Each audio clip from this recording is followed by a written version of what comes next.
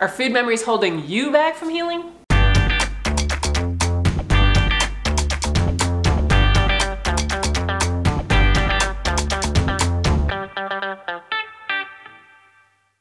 So today I want to talk a little bit about food memories.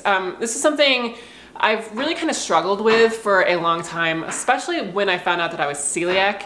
When I discovered that I was celiac, I found out I had Hashimoto's at the same time, but Hashimoto's, there's no thing that says you can't have this particular food with Hashimoto's. Like, it's recommended you don't have certain foods when you have Hashimoto's, but with celiac, you're not supposed to have wheat or gluten again. And so many memories I have of my childhood and of things throughout my life seem to be tied with food. And when I got diagnosed as celiac, I kind of went through a depression for a while because I realized I would not be able to have a lot of these foods that were tied to memories. You may not have this issue. Like my husband, for example, does not understand me and my need to have foods, or the need to like want foods, because I have a certain memory tied to it. He doesn't have these memories with it. He just eats food and that's it. But to me, eating certain foods, like a Philly cheesesteak, for example, I grew up eating those at the mall with my mom on days off and like after school or something, like just special times with my mom. And so like eating a Philly cheesesteak to me really kind of reminds me of the warm and fuzzy feelings I had of spending special time with my mom.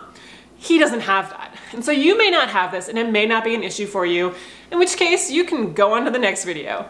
But if you're like me and you have certain memories tied to food, it's gonna prevent you a little bit or cause you to have some issues with your healing, because you're going to constantly want to have those foods.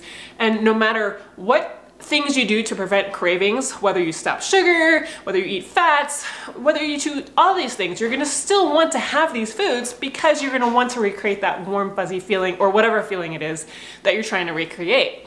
The other night we were watching Ratatouille, and that's what reminded me of all this, because in that movie, the food critic, Anton Ego, eats some ratatouille, and instantly in the movie he's transported back to his childhood, where presumably he's having a hard day, and he sits down to his mother's ratatouille and like he gets a smile, and this ratatouille that he's eating as an adult brings him back to that. And as soon as I saw that, I said that to my husband. I was like, that's it. That's exactly how I feel. I eat the food and it brings me back to this time and it brings back all the feelings. And it really made me realize it's not about the food, like, because I've had so many of these foods, again, that I've built up in my head thinking that they're so amazing, and they haven't been that great, but they represent something else. And so if you're really getting stuck on something because of a memory and not necessarily because the food is amazing, then really try to separate out the memory. Try to like recreate the feelings in your mind. Maybe imagine yourself eating that food and then recreating the feelings, or writing down the feelings that you're having, because that seems to help as well, just to kind of remember those memories and just kind of separate the food from it. But I also want to mention that you can create new memories, which is kind of exciting.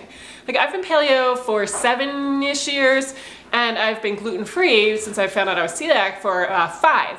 And in that amount of time, I have created a whole bunch of new memories. Like, dandelion tacchino, dandelion tea, it's a coffee alternative. It's not AIP friendly because it does have Ramon seeds in it, but it is an alternative to coffee if you don't want to have the caffeine or the effects of coffee or something like that. That, for example, I had while we were up in the mountains on a trip once, and now I love the taste of that, and it brings me back to that. And so you can create new memories. If you're going off and doing something fun, bring a food that you may not be entirely excited about, and it'll bring you back to that memory, and you can create these new ties and actually kind of like foods or have like new appreciation for foods because you have these new memories. I don't know if people like us, I mean, I'm sure we can go through some sort of therapy and training to get rid of having the ties with food and wanting to have the ties with food,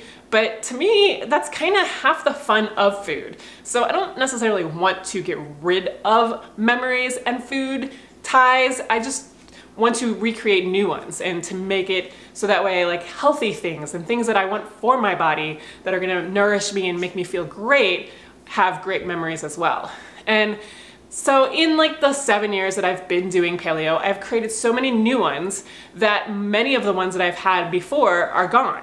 So I just want to mention this to you because have patience. Like, it may not be easy at first. It's probably not going to be easy at first if you're like me and have all of these memory food ties. It's going to be a struggle to pass by that store that has that thing in it that's going to remind you of something so great.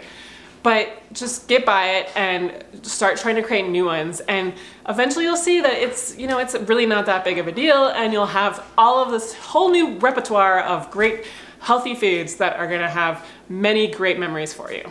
I also wanted to mention Mickey Truscott has a new AIP cookbook out. This one's the Nutrient Dense Kitchen. I believe right now it's on pre-order until March 5th or something on Amazon, but I'll put the link below in case you want to order it. It's a lot like her autoimmune paleo cookbook. A lot of really great general AIP recipes, and a lot of them look really great, and I'm looking forward to kind of cooking through this cookbook. I just got it, so I haven't really looked through it that much, but just a new one, so if you're like me and love new cookbooks. And finally, puppy update. Since a few of you have asked what's happened with the puppy the last few weeks, since she hasn't been making it into any of the episodes, because she's been sleeping. I've been taking advantage of that. She doesn't do that anymore.